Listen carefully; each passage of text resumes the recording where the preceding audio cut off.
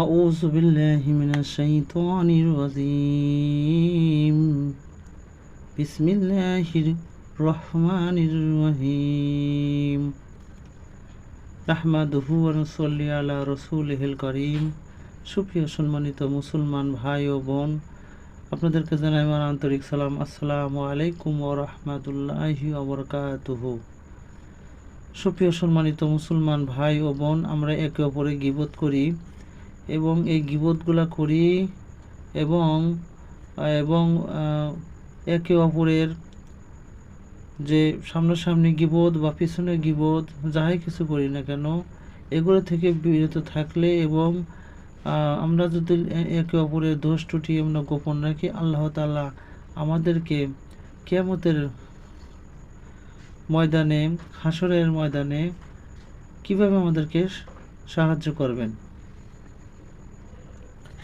এই প্রসঙ্গে একটি হাদিস, রাসূল পাক সাল্লাল্লাহু আলাইহি ওয়াসাল্লামের হাদিসটি আমি আপনাদের পড়ে শোনাচ্ছি। হযরতে আবু হুরায়রা রাদিয়াল্লাহু বর্ণনা করেন যে রাসূল সাল্লাল্লাহু আলাইহি ওয়াসাল্লাম ইরশাদ করিয়াছেন, যে ব্যক্তি দুনিয়াতে কোনো বিপদগ্রস্ত মানুষের বিপদ দূর করে, আল্লাহ তাআলা তাহার আখিরাতের বিপদ দূর করিবেন। যে ব্যক্তি দুনিয়াতে কোনো মুসলমানের দোষ ত্রুটি গোপন রাখে, আল্লাহ তাআলা আখিরাতে তাহার দোষ ত্রুটি গোপন রাখিবেন। যতক্ষণ মানুষ তাহার ভাইয়ের সাহায্য করিতে থাকে, আল্লাহ তাআলা তাহার সাহায্য করিতে থাকেন। সুবহানাল্লাহ, সুবহানাল্লাহ। কত সুন্দর একটা নিয়ামতের আল্লাহ পাক ফয়সালা করে দিয়েছেন, কিন্তু আমরা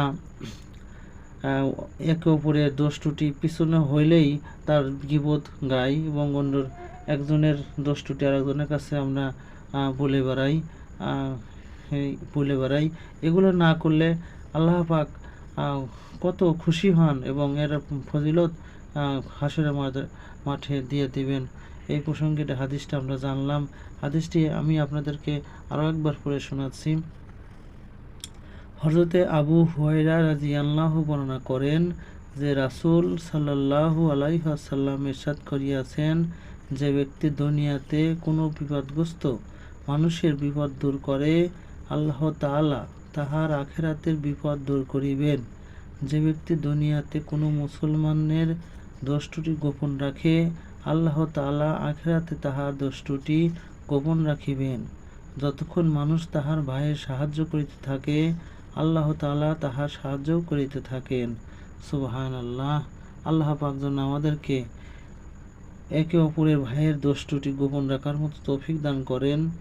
ইনশাআল্লাহ আল্লাহ পাক যেন তৌফিক দান করেন। আসসালামু আলাইকুম ওয়া রাহমাতুল্লাহি ওয়া বারাকাতুহু।